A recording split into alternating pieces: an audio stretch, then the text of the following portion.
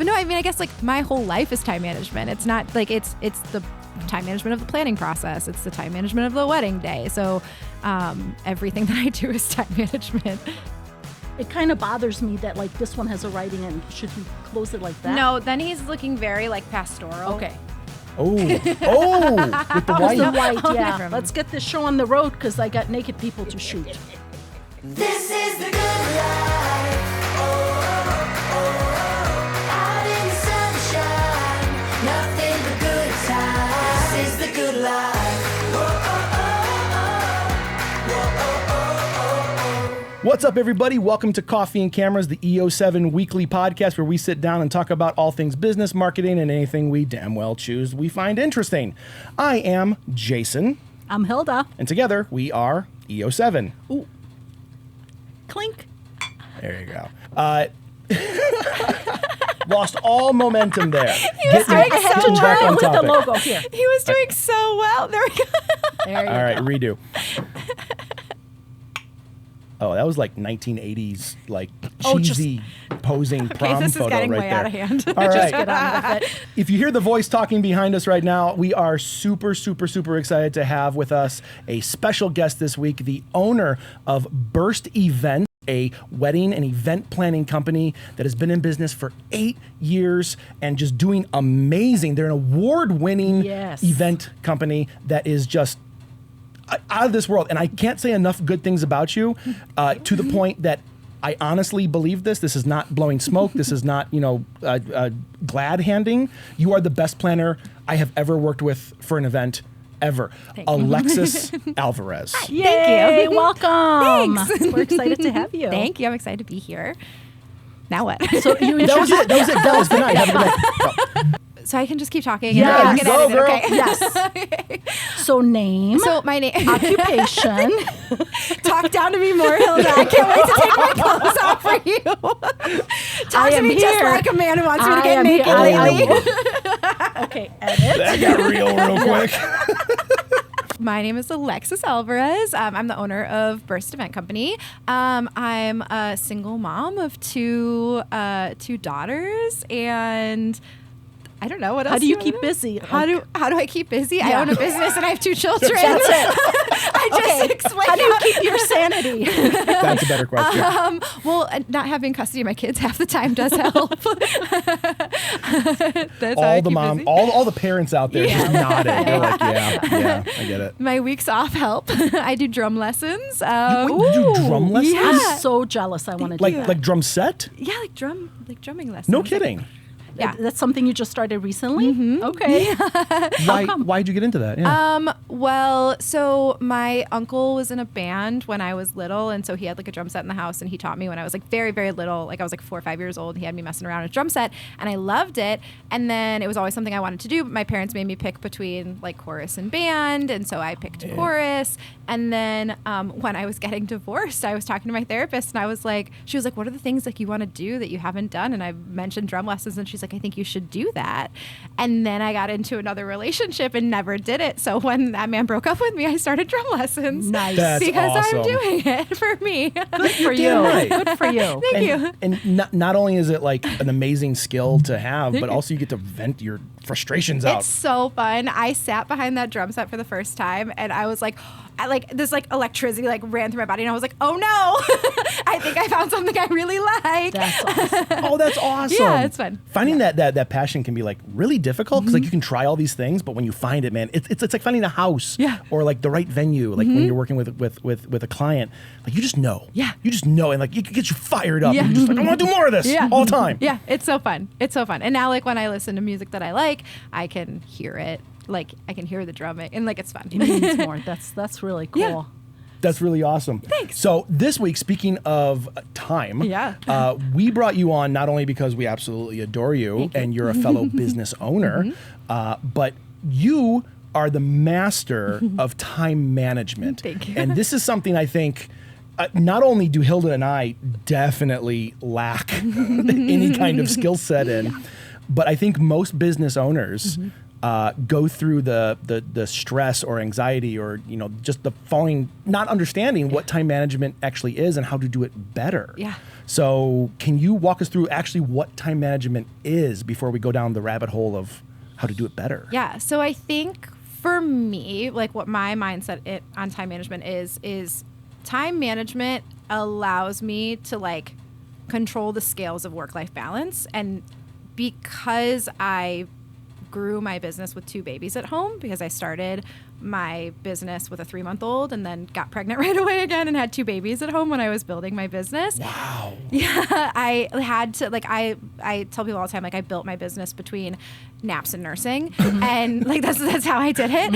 And so time management became like crucial to me being able to build what I have. Right. And as my business grew and became more successful, then time management became what allowed me to be able to like still show up in the way that I wanted to as a mom and for myself and for my family, and to be able to still like have all of the things that are the reason why I started a business in the first place, to have control over my own schedule. Like, so I have intense control over my own schedule, and that's time management is me intensely controlling my schedule. Spoken like a true business owner. Yeah. So, it started as like my time management was how I built the business, and then it became how I stayed connected with my kids and like was able to like balance work and life. And So what's the number one thing that you do when it comes to time management? What's the first step? oh, everything lives on my calendar.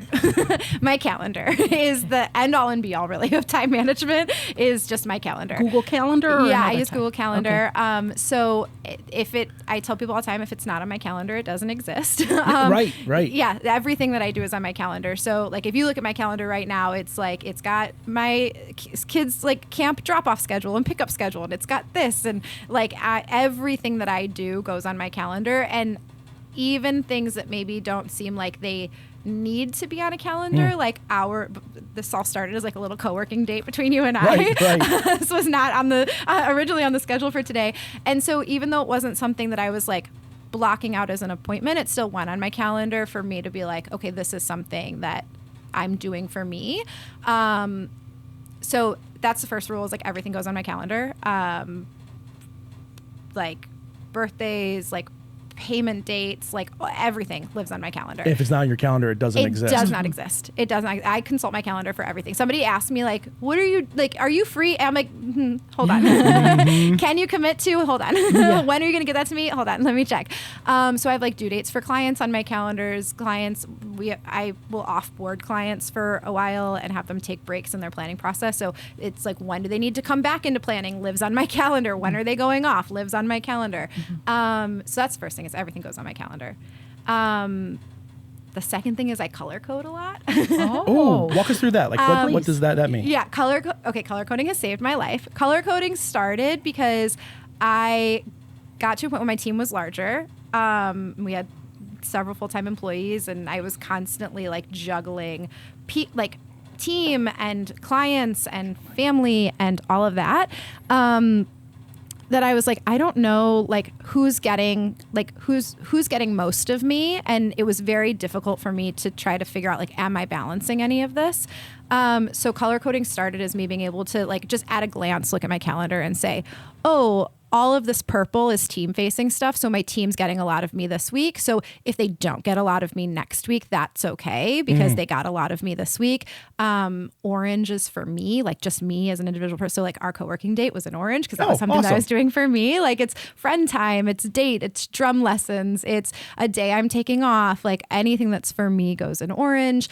Anything that I have to be physically like on site for has a color. It's red, because that means that I have to travel to it. Okay. So it helps me like be like, oh, I have to be somewhere. This means I have to be somewhere. So I have my different color coding system for different things. Things with my kids have a color. Things for like bigger family stuff have a color. So yeah, everything. So that helps you like laser focus immediately without even knowing what it is. You have a general idea. Yeah, I can look at my calendar and say, this is why I'm feeling cranky, because I have not had anything for me in weeks. So that was so really like the start of that was me feeling like I don't know what I do that's for me. And so I was like, okay, let's put a system in place so that I can see very quickly, like, oh, there's not any time for me on here. So I never actually thought about scheduling time for me. It's always like, oh, I'll do it when I have time, and you never have time. You never have time. You will always fill the space. So, and then if there's things that are like pending, I have a color for holding certain things. So if I've offered a client a certain time for a meeting and I want to make sure I don't schedule over it, because that has happened to me a million times, that I've sent a client an email and said, I can meet at this time or this time. And then they email me back and I'm like, well, can I swear on this? Oh, yeah, girl, yeah. I'm like, shit, I gave that to somebody else because you didn't answer me for 2 days and now I have to go back. And, so I have like a holding color. I have a color that's like for blocking, just for buffer so that I don't run myself ragged. So, okay. I have a color for just like focus time of like admin, answering emails, all that. So like, I really like everything has a color. Wow. Everything. So let's go off on that subject real quick because I do have a couple questions, but I want to stay on the topic. You mentioned time for you. And I think the world kind of fell into place during COVID and realized, holy crap, personal health time is a real thing. And it actually, improves your life as opposed to what, the generation before us said. Work until you're dead and then you can enjoy it. Can you walk us through like when you started to realize why your own time was important, and then how do you implement that into your own time management? That's a good question. I think I would say probably when my team got big enough that like there were so many people that needed me, like it was my team needed me and my kids needed me and my husband at the time needed me and my clients needed me and vendors needed me and everybody needed me. And I don't know about you guys, but like when I have people constantly needing my attention, like it starts to feel very suffocating. I was like, why can't I ever breathe? I can't ever take a deep breath. And so I had been talking to a friend of mine actually and was like, girl, I'm drowning. And she was like, what was the last thing you did for you? And I was like, what does that mean? What does that mean? I don't know what you mean. And she was going through this very like eat, pray, love type of era in her life. And she was like, well, you have to do stuff for you. And she was like, even if that's like go for a walk. And so it started with walks last summer that I was blocking out time to just like go for a walk, clear my head. And then it evolved into like, okay, where times that I can still be working, but do it in a way that's like filling me up. Yesterday, I worked from the pool because I brought my hotspot and I just posted up at the pool in my bikini and like answered emails from there. Because the work had to get done, but it didn't mean I had to be inside and like glued to a chair. And so it kind of evolved into like, how can I make work when I have to do it, like as enjoyable as possible. And then through my divorce, it turned into like, what do I like to do and who am I and what are my hobbies, and not having the kids, 7 days at a time. It's like, what do I do with that space? And so then it kind of evolved into that. And that's how you discovered drumming. Yes. Yes, exactly. So, but like, how do you implement that? Like when you start planning out your week, like you're pretty type A. I am too. Like my week has like every morning when I wake up, I have to take out an index card and write down what I have to do for the day. And again, if it's not on that index card, not doing it. It doesn't get done. And even some of the stuff on the index card doesn't get done because I need to like have a full game plan in order to see any type of progress. I'm in the boat that you were talking about. Like, you don't have personal time, especially as a business owner. It's so hard to delegate that. It's so hard to like be like, I don't deserve it. I have so much stuff to do. So how do you like get that into your schedule where you feel like you do deserve it, where it is good for you? Like, how long does that take, and how do you do it? How do you do it? Like, convince yourself that you deserve it. Yeah. Therapy. Yeah. Preaching to the choir. That's not for this podcast. Yeah, different.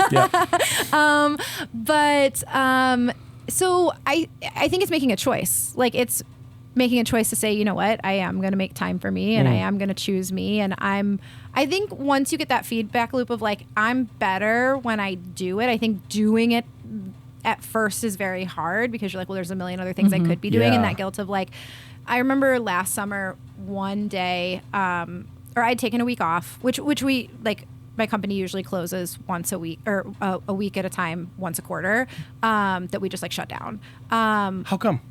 Because my job is year round, and so I need to schedule time, and I just don't.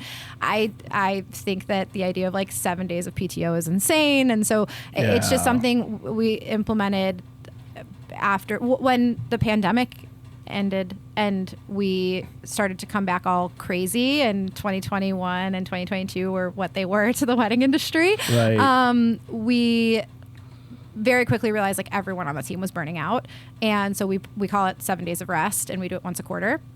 So my next one is the week of 4th of July. I'll be closed for the whole week. Okay. And so last year when I did it, I often still, as the business owner, I'm like telling my team, don't work, out of office up. I want your laptop to die and for you not to charge it again until the Sunday before you come back to work. Like I want you to travel. I want you to do whatever you want to do. But as the business owner, I was still working during that week. Yeah. That I was like, okay, well, nobody needs me. Clients know we're closed. I'm going to fix up the website. I'm going to write the blog post. I'm going to do the marketing, like all of the stuff that goes to the bottom of the list when you're busy executing. And so last year, I was like, I need this time. And it was for our July week. And I completely disconnected for the whole week.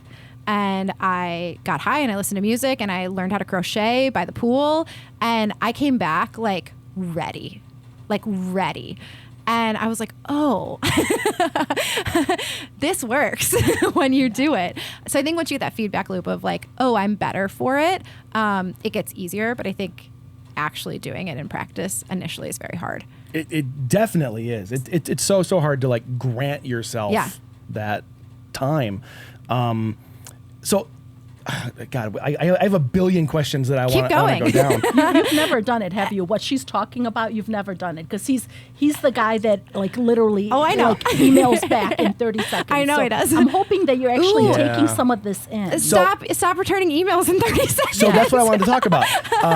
There's this thing. It's like a new fad. It's a new trend that's going around right now, where people will only check their email like 2 or 3 times a day, and then answer back in a certain block of time. And I think that's very interesting. And whenever I see that on people's emails, where it says, I only check it twice a day. I will get back to you on the second half. And I think that's so cool. That terrifies me. Why? Like as a business owner, because I feel like I have to communicate as fast as possible. I feel like if I don't, I'm failing a client. Can I ask you a question though? Yeah, please. I'm just going to go out on a limb and assume your least favorite clients are the ones who expect a response from you immediately. Well, I don't know. I think most of the time, like our most annoying clients are the ones who like expect, like they're expecting to be top priority. They're expecting to I think all of our clients expect to be top priority. Right. But I think what he's doing is he's training everybody That's to true. expect an immediate that's my response. point. That was exactly my So I'm point. like, Is you're training the them same to day, behave that way. 24 hours is reasonable for an email. Okay, is that reasonable? Because her and I have talked about that for a long time. Is 24 hours reasonable for a response? 24 hours is like, I think like at minimum is a reasonable turnaround time. Wow. So for me, here's the thing. I'm very big on like communicating expectations. And that's why I was asking that question about like, aren't your clients like that are the most difficult to deal with, the ones that are constantly demanding and expecting this like immediate turn, like return to emails, and you answer your phone every single, like the first ring every time, right? Like those clients, like they're difficult to deal with because you're like, I have other stuff. And like, yes, you're important, but like I have other stuff. I'm in the middle of something else with somebody who is also equally important to you. It's not all about you. But when you train them to expect that sort of response, you're the one who set the tone of that relationship. Yep. That's a good point. That's what I've been trying to tell you. And so for me, I think as long as we're communicating expectations, for example, this is actually like this is happening this week. I knew this week was going to be tough for me time-wise with being able to be in my inbox. So I set an out of office on Monday, and it's cheeky, and it says wedding season is wedding seasoning. And like I've done this. I do this every year when I have certain seasons that are busy. I'm like, I just have an out of office that goes to everybody that's like, listen, I am doing what I can.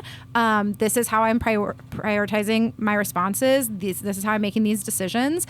I will get back to you as soon as I can. And sometimes an email doesn't get answered for 72 hours. And like, if it's not urgent, if that expectation has been communicated that, hey, this week is going to be crazy for me, I have to focus on June. That's what the email says, is like, I'm focusing on June weddings right now because I have 3 of them in the next 3 weeks. Yeah.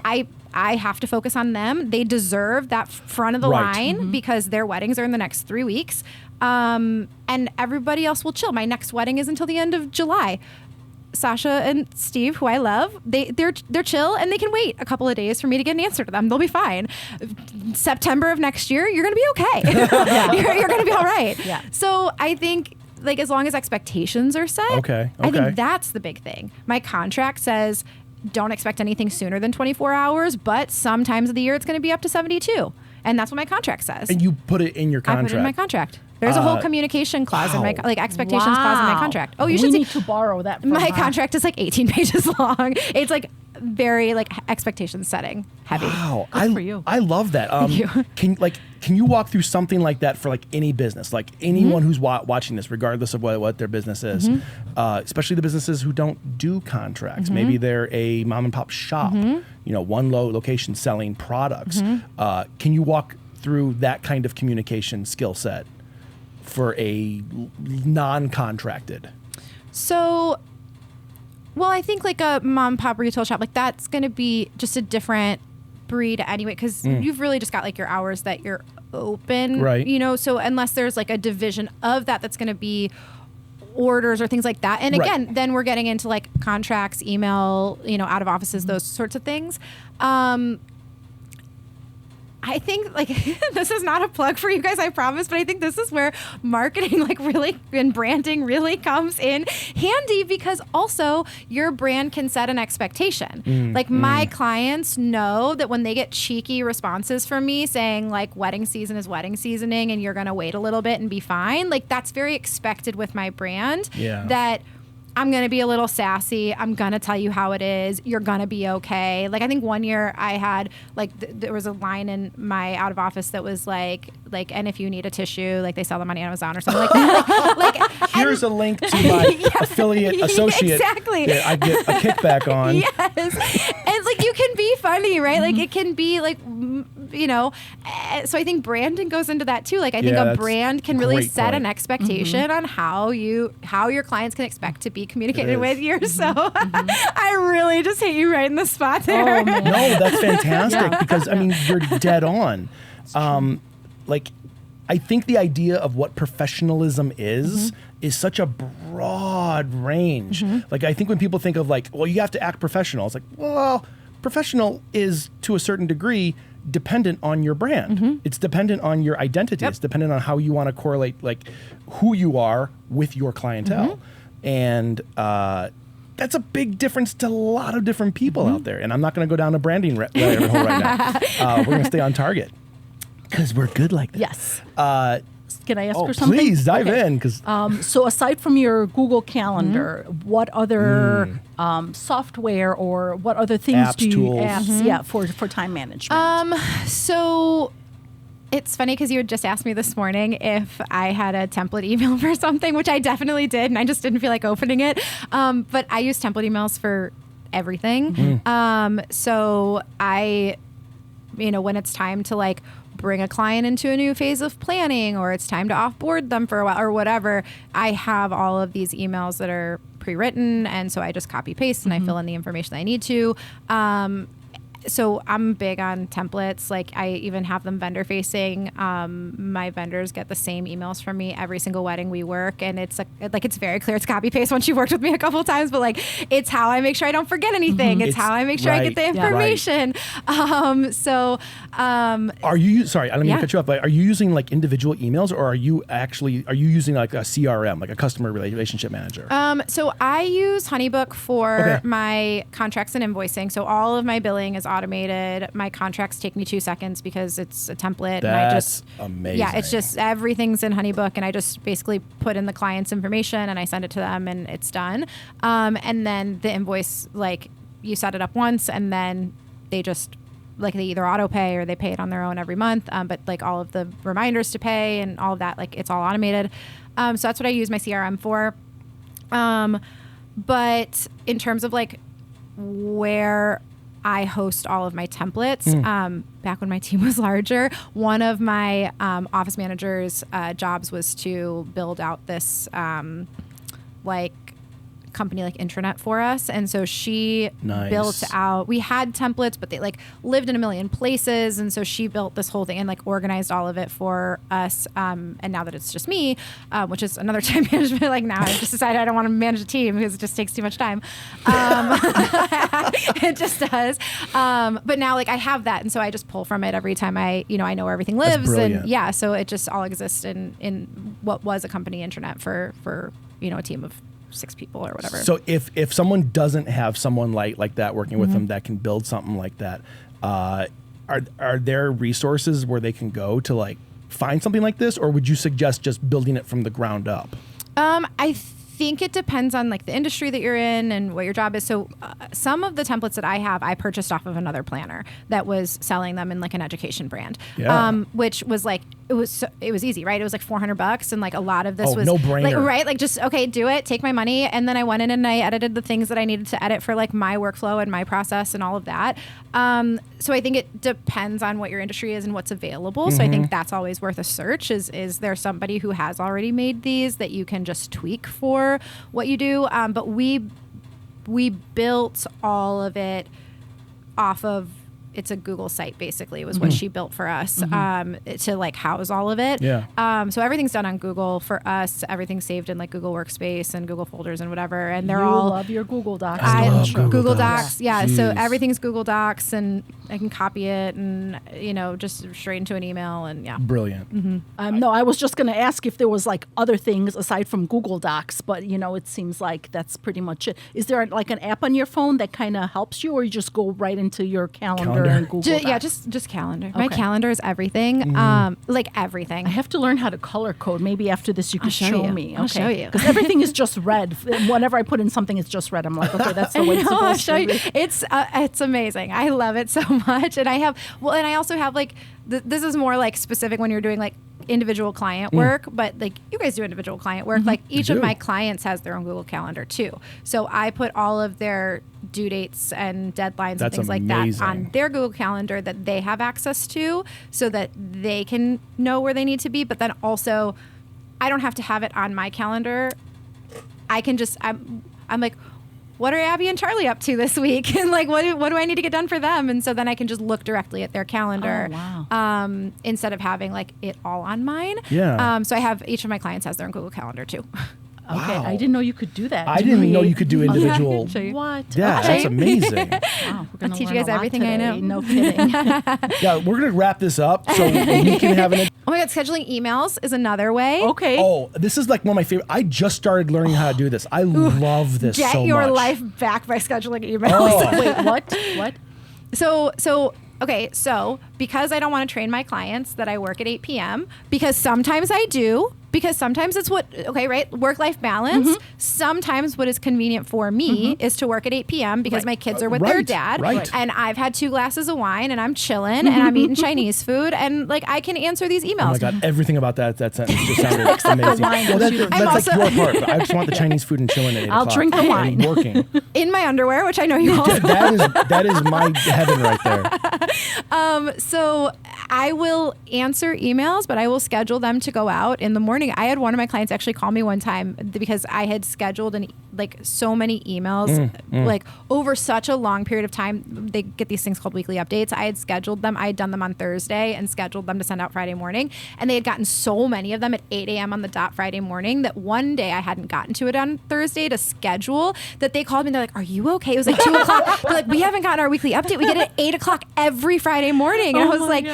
And you trained them. yeah, and Cute. I trained them, and I was like, yeah, you're gonna get it, it's fine. But I will, so if I have my clients trained on a certain like process, like, but it doesn't make sense for me. I don't have time on Friday because I have a wedding or I have a rehearsal to do this thing for them that I know they're expecting on Friday. I might do it on Wednesday and just schedule it to go out on Friday because that's what I don't want them trained to expect it on Wednesday because it just happened to be convenient for me this Wednesday. So I schedule emails so much. If I have an email that like,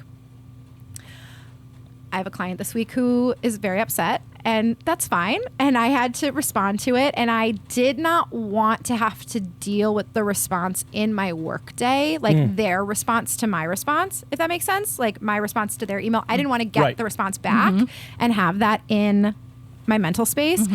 But I also needed it out of my mental, like I needed to respond to it to get it out of my own mental space. So I responded in the moment and I scheduled it to go out another time when I was like, I will have the mental space to deal with their response. That's clever. When it comes later in the week. And I know when I will have mental space for that because of my calendar. And that allows you to be more focused and better for your client. Because I'm like, it's done. It's out of my mental space. I can move on to what I need to do. Wow. Because you know how that stuff sits with you. Yes. You get it out. And scheduling it also gives me the time. I love scheduling a response to an upset client because it gives me the time to think back through what I wrote and edit if I need to. Where I can be driving to go pick the kids up from camp and I'm like, oh, that might have been a little shitty the way I said that. And now that I'm not so heated and emotional about it, I can. So I love scheduling like a response to an upset client. He's very, like I told you, he's very fast on email. So now I make him send it to me first so I can read it through. Not that you ever write anything bad, but it's like sometimes like your answer's a little bit too formal. Well, sometimes it's too firm. formal, but sometimes I'm missing information. Yeah. Like a lot of information. And she's like, well, what about this whole part? And I'm like, oh, well, crap. My fear is if I don't respond fast enough, I lose their respect. I lose the job. I'm dealing with a lot of therapy right now. And a lot of therapy harks back to time management, but it's how much can I do in a set amount of time? Like literally every time my wife comes home at the end of the night, the first thing I say is there's not enough time in the day. And that is my end all be all biggest stress in the world. And if there was more time, if there was an extra 24 hours in my 8 hours, I would just barely get enough done for me to say, well, there's not really enough time in the day. So I need to be able to get this stuff out fast enough to satisfy myself, I think, more than the clients. And that leads to anxiety and missed emails and errors and things like that. So I do see your point about taking the time and, doing it right, but then scheduling it off and not setting expectations. Because if you reply at 10 p.m. and, which I do. Yes. And then they write back at 10:30, then you reply at 11, and it's like... And I do. Yeah. So. Well, and speaking of expectations, I think another important part of time management is like managing our own expectations for our time. And I think that helps a lot with the anxiety is so understanding like you are a human being. I'm only going to devote so much of my time to this because I want to have a life with my wife and like I want to have friends and like whatever. Learn to drum. Yeah, I want to drum, right? So there's, I think, learning how to manage your own expectations for what is reasonable for you and allowing yourself the grace to just exist as a human being is really important. So, for example, in the summer, I have this very weird and very stressful dynamic that kind of creates a little bit of a perfect storm for me. My kids are not in school. And it's the busiest time of the year for me for work. Right. And so they go to camp, but camp is shorter than a school day. And there's no bus to camp. And so I spend an hour of my morning in drop-off lines. And I spend an hour of my afternoon in pickup lines because I live in the suburbs. And it's a mess. An hour? Yeah. So that's not unusual. Yeah. So where you got a line like wrapped around the block of the neighborhood, waiting like of minivans, waiting to like I don't drive a minivan. They're all minivans. Yeah. They're all minivans. It's not. Mine's not. SUVs. I don't drive a minivan.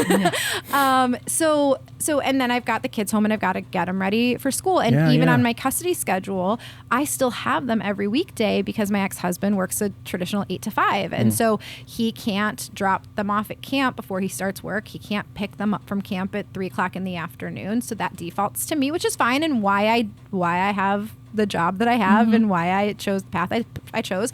But so that means that 5 days a week during my work week, I have the kids every single day. I'm getting them ready for school. I'm dropping them off at camp, and that's an hour. I'm picking them up from camp, and that's an hour. So I have about a 5-hour window to work every day. And then they're home from school. And when they're home from camp, they want to go to the pool, and they want to go to the park, and they want to go to the zoo. And I want to be able to be summer mom, right? So where expectations come into play is me being able to say to myself, okay, Alexis, it's summer. This is crazy. We're only going to be able to accomplish so much. And so when I have a client who's upset about my responsiveness, I can say, hey, I hear you. I hear you and I understand. If I were in your position, I would feel the same way. And I'm a human being and a mom, and I have children, and it's summer, and this is just life. And so I can say I'm not going to carry their emotions. This is going to get a little too therapy, but I'm not going to carry their emotions for them. I am going to release myself from the expectations that are unreasonable and just say, I got done today what I could get done. When we're looking at like practicality of like how do we manage that is like my to-do list, right? You have your index card that you do, and I will go through and I will make my list, which is always unreasonable. I know your lists are unreasonable. Oh, she's seen them. Good. I know. I just know they're unreasonable. So I'll make my list, and then I will go through and I will highlight what actually has to get done today. Right. Is there a certain client that I have to answer their emails? And email response will go on the to-do list. And I prioritize my to-do list by client and by like wedding date, because that's just what works for my brain. But there may be a client that it's like, I need to respond to their emails, but they just got answers from me yesterday. They'll be all right. If I don't answer them till tomorrow, it'll be okay. There are certain things that's like, oh, I have a meeting coming up next week or, tomorrow for this final walkthrough, and I need to send the floor plan. That has to get done today. Right, absolutely. This client that hasn't heard from me in 2 days, I haven't responded to their email in 2 days, they have to hear from me today. This wedding that is happening this weekend, all the vendors need their final docs. That has to get done today. The wedding party needs their timeline. That has to get done today. But then there are certain things that it's like, does this client for September of next year need to have their hair and makeup contract today? Probably not. Would it be nice if I could get it done? For sure. But if I don't, I don't. Yeah. And so then I can really, like, when I'm closing out at the end of the day, I'm like, okay, did I get everything that was highlighted done? Okay. Or do I need to work a little bit tonight after the kids go to bed? And I think that's your biggest issue, is that everything is urgent. Everything is number one. That's everything true. is top priority. But nothing, like, not everything is urgent. Yeah. There are some things that Yes. are, like the communication you had to have a conversation with the attorney about a contract and whatever. That was very urgent. Obviously, you get on that. But like just a random email about, like how much do you charge for a baptism? Like, you don't have to jump on that because you don't do baptisms anymore. That's absolutely true. The wedding side is taking a giant back seat, and I'm understanding that. I'm not rushing to get back to them because the priority isn't there. So I think I need to. This has become like a psychology session on me, and I appreciate that. Not at all. So thank you. Before we go too far, can you explain what you do? Because I think I introduced you as an event planner, but can you actually walk us through exactly what that entails? Sure. But not in too much detail because this is only an hour long, but just like the main highlights. So I plan weddings for about 25 couples a year. And I do everything from full service planning, which is like anything that touches your wedding, I help you plan, to execution, where couples do the planning, and then I come in and I make sure that it actually runs smoothly, and I'm the vendor's main point of contact and that sort of stuff. But each of those clients has like a million things to do, and it's times 25, and so time management is very important. And I also run the business, so I'm client facing and running the business. When we used to do a lot of weddings, the one thing I would always say is consider getting a planner. And the answer I would always get back is like, well, we already have it planned. And I was like, oh, no, it's not leading up to the day. And that's a big thing, but it's around the day and the day itself, how much work you actually do and how much stress you take away. Thank you. And it's especially you. You know, I've seen you work so many times that I've seen you hustle, I've seen you be in the zone, but I've also seen people totally happy with their lives and the weddings that they are enjoying because of you. Thank you. You know? Because a lot of couples don't realize, and this could be weddings or other events. Right. It's like they are the go-to person if there isn't somebody else. You know, like questions from a vendor, you got to go talk to the bride and the groom or both, you know. Or the DJ has a question, like Everybody has a question. Everybody has Yes. a question. And then everything has to go according. Yeah. It's like Legos, you know, like I want to put that red piece in, and then there has to be someone to go, hold on. There has to be 18 other steps before that red Yes. piece goes in.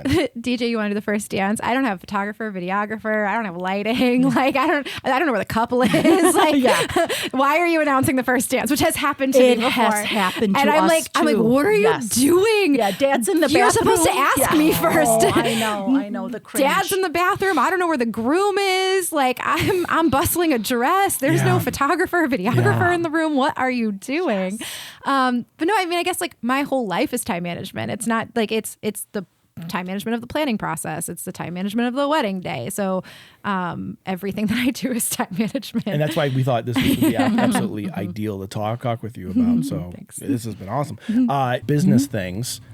What about the personal side? What about your personal life? Because time management isn't just about getting the job done. It's about finding what works for you. And there's a lot of work to get done outside of work. Like there's the lawn and the dog and you know what I mean? Like the doctor's appointments and, you know, and then you add children into that and you've got like, you know, their doctor's appointments and the birthday parties and like all of that. And so it's managing all of that. So I have like systems I like to put in place as much as I can. Like I love a system.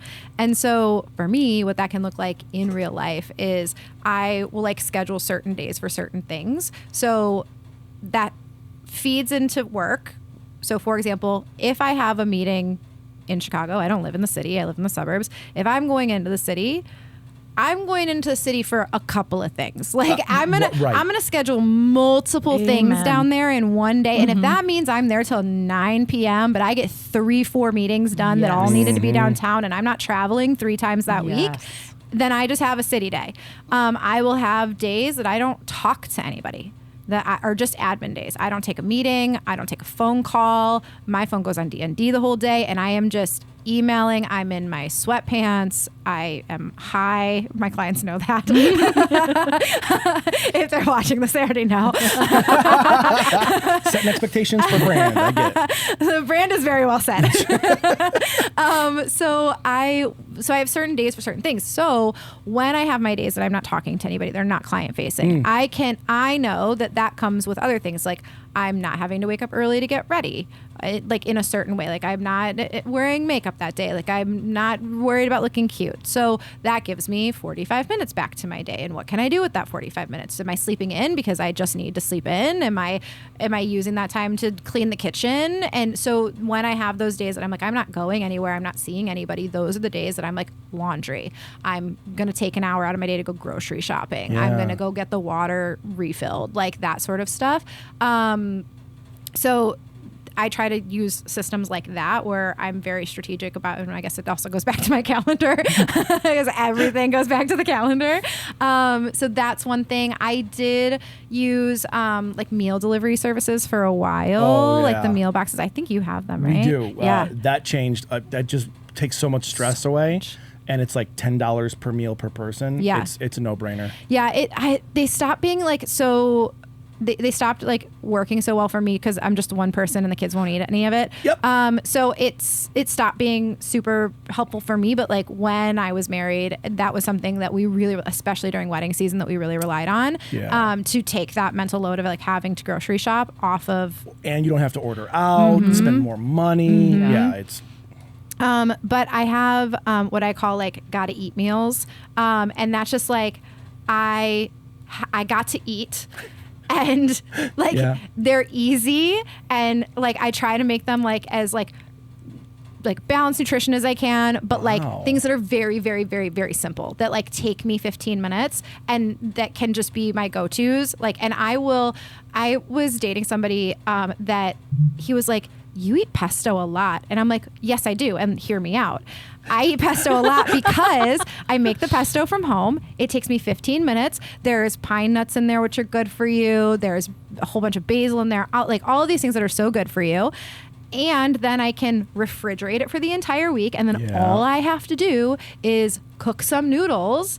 And I know that I have food taken care of. I'm going to eat. I'm not going to trigger my eating disorder. I'm going to make sure that I'm eating something that's relatively healthy. It's fast. Like, I'm not going to end up going into the cycle of like not eating because I'm busy. And so I have these like gotta eat meals, which are really important to me. So that's one. My nighttime closing shift. Wait, Oh, what? nighttime Yeah, I have a closing nighttime closing Okay, shift. tell What us is about this? that. Before I go to bed. Okay, so there's two things here. One, I have a rule during the day that if it takes me less than 2 minutes to do, I'm just doing it.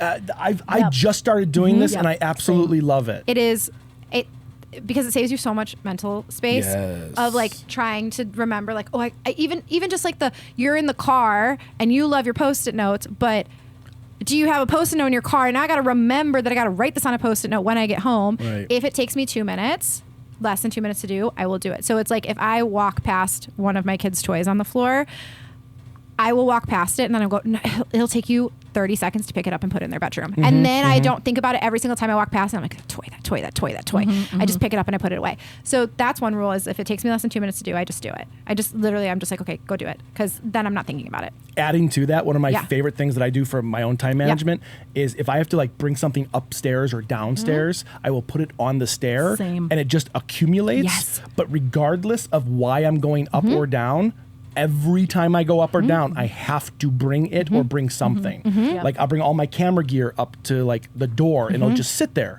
until I go down. And even if I go down here to check on the cats, I'm like, nope, I got to bring some gear down. I have a basket in different places in my house, and I just drop the stuff in the basket. That's We clever. have drop zones, so like we have Love that. yeah. I So love we that. have a shelf in our dining room that's the kids' drop zone, and they know they can put anything on there that they want to. Anything you want to put on here, I don't care. I don't care. It, as far as I'm concerned, whatever's on the shelf is not my business.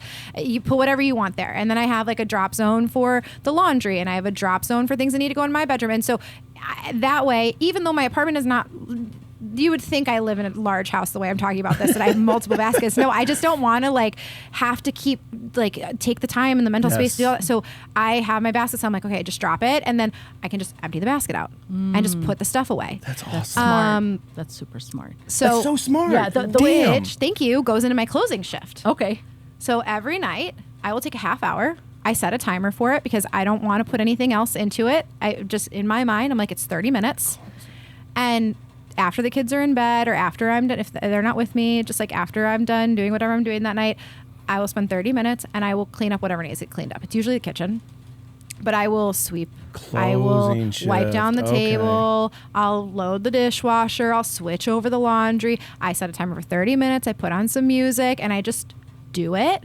And then when the 30 minutes is up, whatever got done, but it's 30 minutes every single night, and it helps me wake up better because I'm coming out into like the general living space, and I'm like, okay, there's not last night's dirty dishes in the sink, and that's stressful for me first thing in the morning. Yes. It makes me already. I'm like, I'm already behind when I Yeah, come right, out to that right. stuff. I know that's how you are. Oh my God. So like I go to bed every night and I have to clean the cat boxes. Yeah. And then my wife she always says the same thing. She goes, we'll get it in the morning. And I said, oh no, because if I have to do it in the morning, I'm going to be stressed out because I will sit up all night thinking about it. And it's stupid that I think that. But it's like, yeah, it freaks me out. But you and gotta it's hack just your brain. one more thing to do in the morning. Hack your brain. Oh my God, I talked over that. Give me more information. hack my brain. Hack his brain and Alexis. fix it as long as you're at it. Well, just like I think like you got to hack your own brain. Like you know how your brain works. You know the things you're going to be stressed out about, and so you have to find ways to like counteract that. For me, I know that if I wake up to a messy kitchen, and I have not made the time for it the last couple of days. I've been busy. I have not made the time for it. It's not a perfect system. The last 3 days I have not done my closing shift, and this morning I woke up and there's 3 days worth of dirty dishes in my sink, and I had to come here this morning, and I did not have time. I had to. I got to come here this morning. I'm sorry. I was coming Shots here this fired. morning. Shots fired. But this morning was busy. Like, I had to get the kids to camp, and I had a client call on the way here, and then I call when I got here, and like all of the stuff that I'm doing, and I did not have time. And I knew like I was gonna be on camera, so like I needed to get ready this morning, and like all of this stuff. And I was like, I'm not gonna be able to do these dishes. And I was like, I wish I would have just made the time last night. I wish I would have just taken that 30 minutes last night, even though I was tired, even though I was ready for bed. I wish I would have just taken the 30 minutes to do it, because I would have woken up better this morning. I would have been less stressed out this morning, because I know that's how my brain works. Yep. So with that in place, I think it's very easy for us to beat ourselves up when we don't accomplish something, when you have these lists, when you have this organization. How do you get over that? How do you forgive yourself for That's a not great question. answering someone back or not cleaning the dishes? Um, I don't. You go see a therapist. That's what she said in the first I place. drum. I was like, this is what your therapist is for. So, I mean, I think, again, it's just like that grace of like, for your own self. Like, my best friend tells me all the time when I call her and I'm like yelling at her, like yelling to her about myself. She's like, if I were telling you this, what would you tell me? And so she tells me all the time, talk to yourself like you're talking to your best friend. Yes. And so would I guilt trip my best friend for not doing the dishes last night when it was like, you had a friend over last night, you were having a great time, you had a couple drinks at the pool, like this is hitting a little bit. It makes so much sense. Yeah. Because you always tell me to take care of myself first, but you never take care of yourself. Ever. Okay. So that's the goal going forward. Yeah, talk to yourself Wow. like you're talking to your best friend. Yes. That piece of advice my best friend gave me is one of like, because I'm my own worst critic. We all are, I think, for Right. the most part. And that's what you hear, the Yeah. voice in your head, Yeah. your own voice all the time, criticizing Well, yourself. it's not my voice; it's my parents. But thank you so much. Well, you know what I mean. Yeah. Whoever trained you. Whoever Ain't that trained me. true? Yeah. I installed your buttons. Yeah. I know how to Hey, push don't them. steal my line. I love that. So that piece of advice, like talk to yourself like you're talking to your best friend, Yeah. is very helpful, I think, for like giving ourselves grace and I like love that we that. are just people. I love that. Thanks. Yeah, I do too. It's a hard thing to do it, I guess, in the beginning, but it's like any muscle, you train it. Once you train yourself of like, is this what I would tell my best friend? And you start to you start to ask yourself that as you're having your own internal dialogue, it changes things Wow. so much. Because would I talk to you like that? No, I would never talk to the two of you like that. Right. So why am I talking to myself that way? Right. If you wouldn't beat her up the way that you're beating yourself up, and she's your business partner, why are you beating yourself up that way? If you wouldn't have that same expectation for her as your business partner. Yeah. Excellent point. Thank you, Alexis. You're welcome. Does that mean you're going to start listening to me more? No, God, no. It's okay. I'll have her call you. Is like, if people could take away one thing from today, if they could walk away just thinking one thing, and I think that's something a lot of people think that adds a lot of stress to their time management, is, I just learned all this slew of information. I have to do all this stuff at once. Where can they start? Like, if they start with one thing, what would you suggest it be? Managing your own expectations for yourself.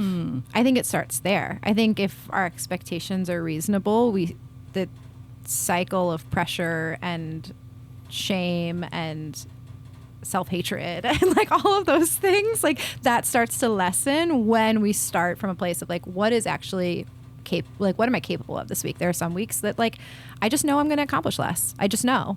And then there are some weeks like when I don't have my kids and it's the school year and I literally don't see them for 7 days, that I'm like I can give to everybody because Right. like there's so much of me, because but during the school year when my kids are with me 7 days straight and they don't leave my care other than school for 7 straight days, very few people get extra from me because they get everything. And so having those expectations then helps me balance it, helps me make smart decisions with my calendar and my time, and committing to things in a reasonable time frame. I know you overcommit. So I think like starting from a place of like healthy and reasonable expectations is Yeah. probably the best way. That's really nice. Yeah. I like that. And it's also, it feels doable. It doesn't feel like you're great, another project, you know? And I think it's also a project for self-betterment and business betterment. And I think as business owners, it's very easy to push the two things aside, you know, and I am worth beating up. I am worth going without if the business succeeds. But you are the business, so if you don't take care of yourself, so many times you are the business. Yes. Yeah. So when you jack up your back and you don't take care of it by constantly working on a sore back, then you might end up laying down for 3 to 4 days and you can't do anything. Every winter happens. Every winter. Yeah. Yep. Alexis, unbelievable amount of thanks for you to be here today. This was amazing. I really appreciate your time doing this and your education and your help. So thank you. It's my pleasure. Thanks for having me. This was fun. If someone wanted to get a hold of you and talk to you more or hire you for your amazingness and all the value you bring to everything, not only planning wise, but I mean, education, consulting, how can they reach you? So the business brand is at Burst Weddings for Instagram, and my personal page, if you want to follow my shenanigans, is Ms. Lex Alva. And your website? burstweddings.com. Guys, thank you so much for joining us today. We hope that you can take some of this and put it into your own business, put it into your own lives, and maybe manage your time better. And for right now, I'm going to manage us out of here so you can go about your day and get some shit done. Get shit done. That's all I have. That's all. That's it. That's it. That was the addition. That's the the whole amount show. of energy That's I what have. That's what she contributed. I need to get more shit done by getting more caffeine. Yay. If there ever is a drink that comes out that says "Get shit done," I will buy that. I will buy that drink in a heartbeat. There you go. Eo7 Media's official drink. Get shit done. There's your new tagline. It comes in 5 flavors. Those All of flavors them Dr. are. Pepper. Oh, okay. Yeah, that makes more sense. All right. They're all Dr. Pepper. We're Thanks, actually guys. just rebranding Dr. Pepper. Bye. I'm just going to take Dr. Pepper and put it in there. I mean, Like, isn't that it's- what you did today? Yeah, basically. That's what I do for everything. All right, we're good. Yay. Bye.